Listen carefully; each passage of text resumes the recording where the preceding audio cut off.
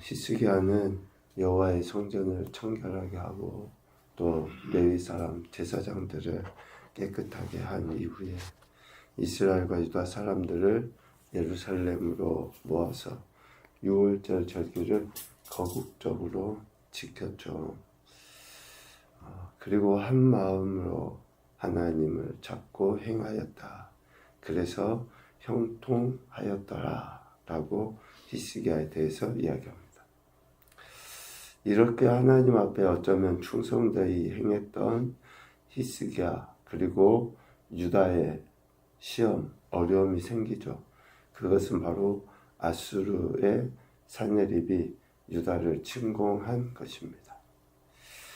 이렇게 위기를 맞이했을 때에 히스기야는 하나님께 기도하죠.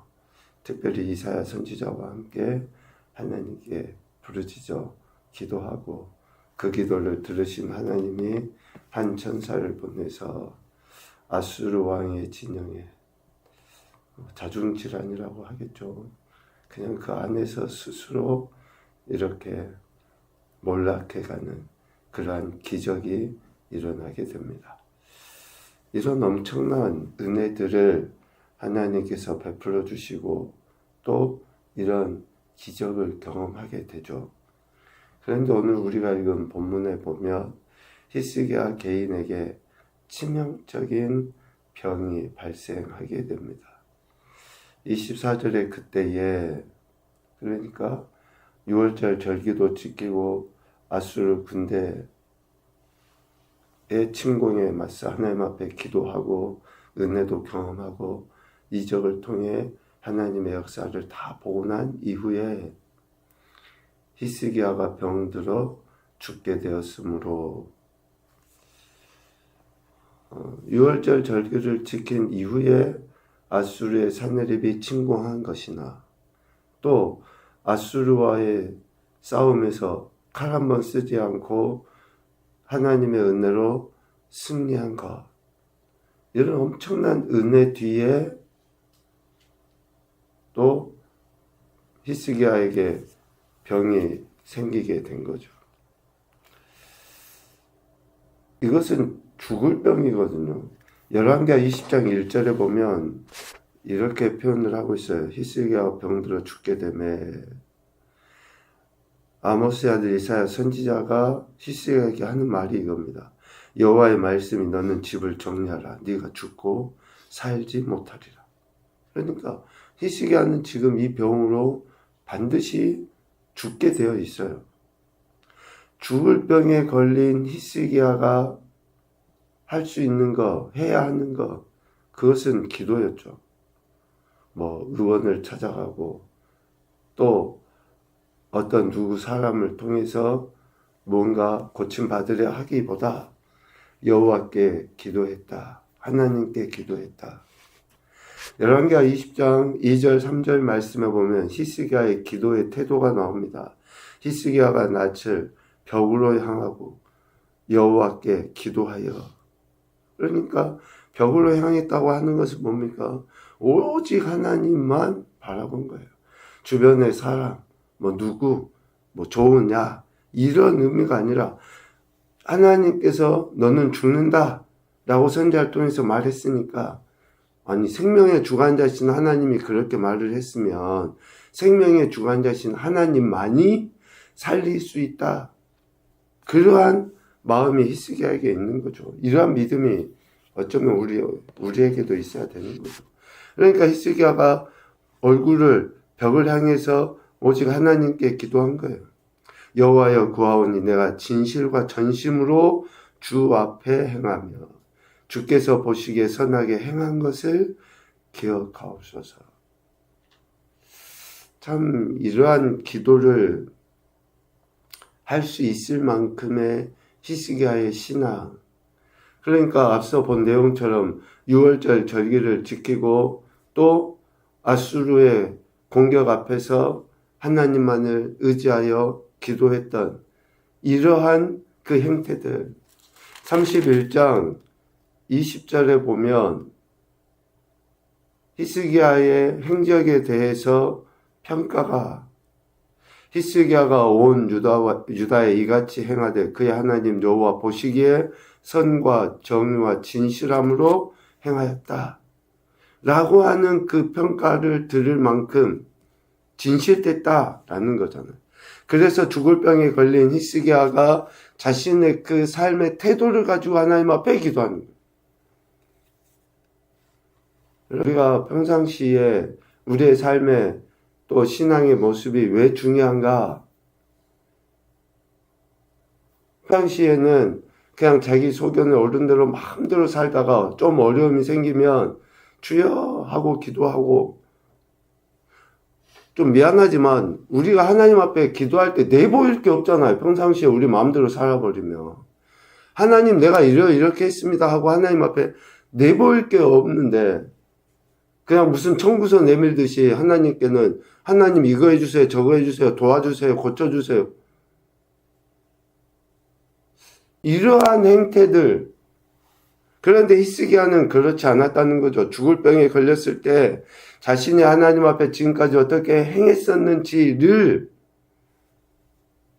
고백하며 하나님께 심히 통곡하고 은혜를 구하는 거예요. 그 기도에 하나님께서 대답하시고 이적을 친히 보여주십니다. 히스기야의 기도를 들으시고 하나님은 그의 수명을 15년 연장시켜 주시겠다라고 이야기하시죠. 그 약속의 징표로 해 그림자가 10도 뒤로 물러가게 한 것이라고 열왕기하 20장에 이야기합니다. 그러니까 이런 히스기야의 그런 삶의 태도, 또 어려움, 앞에 하나님 앞에 기도한 그런 히스기야의 이러한 모습들, 그리고 하나님의 응답. 일련의 이런 일들은 어쩌면 보통의 사람들은 경험할 수 없는 특별한 은혜죠. 특별한 은혜를 지금 히스기야는 왕이 된 이후부터 쭉 경험해 가고 있는 거예요. 그럼에도 불구하고 오늘 32장 25절에 보니까 히스기야가 마음이 교만하여 그 받은 은혜를 보답하지 아니함으로 라고 되어 있어요. 열왕기하 20장에도 말씀하지만 이렇게 하나님의 전적인 역사하심으로 인해서 죽을 병에서 살아난 히스기야를 주변의 사람들이 이렇게 보러 온 거죠. 특별히 바벨론 왕의 그 신하들이 와서 봐요. 그럴 때에 솔로몬이 죄송합니다. 히스기야가 어떻게 합니까? 자기 생명을 구하여 주신 그 하나님, 그 하나님의 영광을 드러내기보다는 자신이 소유한 부요, 왕궁에 있는 보물들, 성전의 창고에 있는 그런 것들을 다 자랑하며 드러내 보인 거예요. 하나님의 은혜를 나타내기보다는 자신이 소유한 이러한 귀를 자랑하며 나타내 보입니다. 이것을 지금 히스기야의 교만, 즉 하나님의 은혜를 보답하지 않음이라고 이야기하고 있어요. 교만은 다른 게 아니에요. 하나님께서 베풀어 주신 것에 대해 감사하지 못한 것이 교만이에요. 우리 삶의 현장에서 정말로 하나님이 주신 허락하신 그 모든 것에 대해 감사하지 않는 것은 결국 교만이다. 은혜를 보답하지 아니하는 교만에 대해 하나님이 진노하십니다. 히스기야와 유다와 예루살렘에 하나님의 진노를 내리시겠다라고 이야기를 하는 거죠. 이러한 하나님의 말씀에 히스기야가 회개합니다. 오늘 32장 26절에 히스기야가 마음에 교만함을 뉘우치고 예루살렘 주민들도 그와 같이 하죠. 열왕기하 20장 19절 말씀에는 히스기야의 이 뉘우침을 이렇게 이야기합니다. 히스기야가 이사야에게 이르되 당신이 전한 바 여호와의 말씀이 선하니이다 하고, 또 이르되 만일 내가 사는 날에 태평과 진실이 있을진데 어찌 선하지 아니하리요. 그러니까 이 말씀을 통해서 히스기야의 뉘우침은 어떤 뉘우침입니까? 하나님께서 하신 말씀의 선함을 인정하는 것으로 나타나요. 하나님이 어떤 말씀을 하셨어도 그 말씀은 선하시다. 자신에 대해서, 예루살렘에 대해서 하나님이 심판하시겠다고 하신 그 말씀조차도 선한 것으로 인정하는 거예요. 우리는 우리에게 유익이 될, 또 소위 은혜가 될 수 있는 그런 이야기들은 아멘이라고 이야기하는데, 하나님이 경고하시고 또 더 나아가서 책망하시겠다고 하는 이야기에 대해서는 마음속 깊은 곳에서부터 아멘이 잘 안 나와요. 왜? 내가 뭘 그렇게 잘못했지? 내가 뭐 이러한 일을, 이러한 시험, 이러한 징계를 받을 만큼 내가, 그 자체가 교만 아니겠습니까? 그런데 오늘 히스기야는 마음속으로부터 진실되게 그 하나님의 모든 말씀을 선한 것으로 인정하고 받아들여요. 그리고 히스기야의 뉘우침은 하나님께서 자신이 사는 날에 태평과 진실을 허락하실 것을 확신하는 것으로 나타납니다. 이 확신은 왜 이런 확신을 가질 수 있습니까?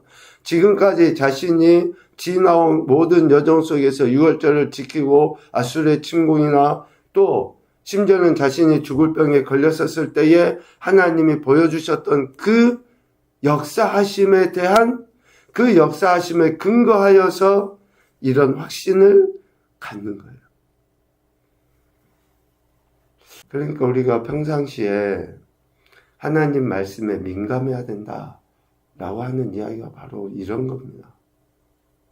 우리 삶의 작은 것 하나라도 하나님의 선하시고 또 하나님의 역사하심 속에 이루어졌다고 하는 것을 깨달아 아는 사람이 조금이라도 큰 문제, 더 심각하고 어려운 문제가 부딪힌다 할지라도 하나님의 선하심, 또 하나님의 역사하심이 있음을 확신할 수 있게 되는 거예요.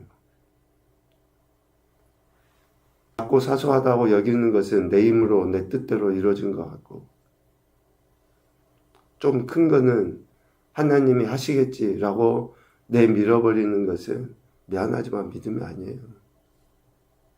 그 안에 뿌리는 교만이 있어서, 그래서 하나님께서는 히스기야에게 이러한 일련의 사건, 일들을 이뤄가신 거예요. 그 일들을 이뤄가심의 이유가 뭡니까? 오늘 31절에 이야기합니다. 31절 하반부에 하나님이 히스기야를 떠나시고 그의 심중에 있는 것을 다 알고자 하사 시험하셨더라.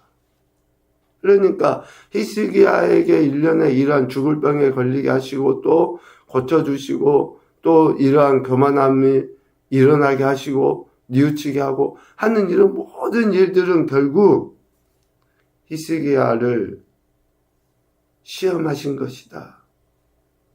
즉 하나님의 행사에 대한 히스기야의 전적인 순종, 이것을 보기 위해서.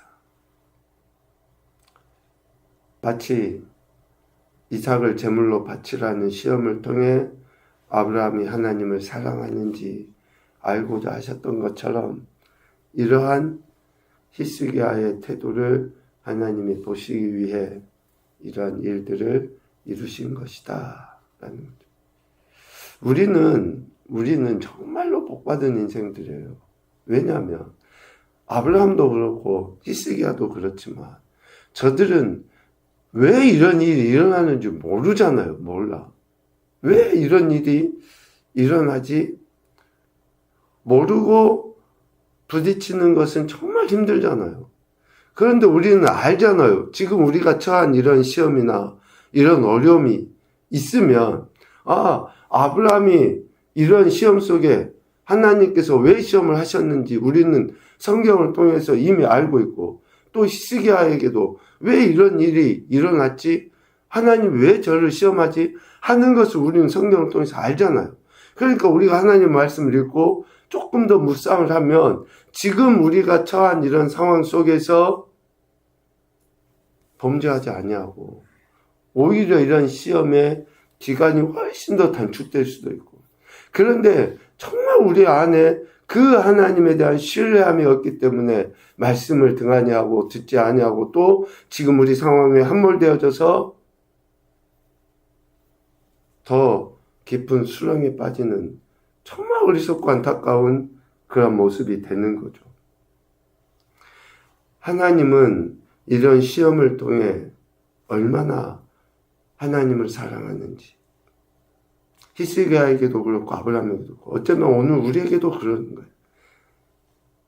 우리 욕심에 의함이 아니라 지금 우리 삶의 현장에 일어나는 이러한 일들은 하나님이 우리를 보다 더 분명하게 세워가시기 위함이다 라는 것을 이야기하고 있는 것이죠. 그래서 이러한 지혜가 우리에게 있어야 되겠다는 생각을 합니다. 첫 번째 교훈으로 보면 은혜 받은 것으로 교만해지기 쉬운 것이 우리 인생이다. 은혜는 하나님이 거저 주신 선물인데 그것으로 교만해지기 쉬운 것이 우리 인생이에요. 두 번째, 하나님께서 주신 은혜에 대해 오직 겸손함으로 영광을 올려드리자. 보답하자. 보답. 관계적인 존재고 상호적인 존재예요, 우리는. 그래서 하나님이 베풀어 주신 것에 있어서는 우리가 찬양과 영광으로 보답하는 거예요. 그런 겸손함이 우리에게 있어야 되는 거죠. 세 번째, 하나님의 선하심과 인자하심을 범사에 신뢰함으로 시험을 이기자. 하나님의 선하심과 인자하심을 범사에 신뢰해야 됩니다. 크고 작은 어떤 일들 속에서도 하나님의 선하심과 인자하심이 있다는 것을 신뢰해야지 돼요. 그랬을 때 시험이 오더라도 금방 이기게 되고 넘어지지 않고 교만하게 행해지지 않습니다.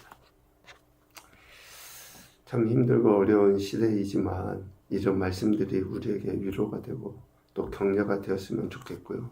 이런 말씀을 통해 지금 우리가 처한 그 어떤 상황 속에서도 하나님만을 신뢰해서 하나님께 영광도 올려드리시고 또 혹 문제가 있다면 속히 이겨나가시고 아버지 하나님께 더 큰 영광 올려드리시는 귀하고 복된 인생들이 되시기를 주님의 이름으로 축복합니다. 아멘.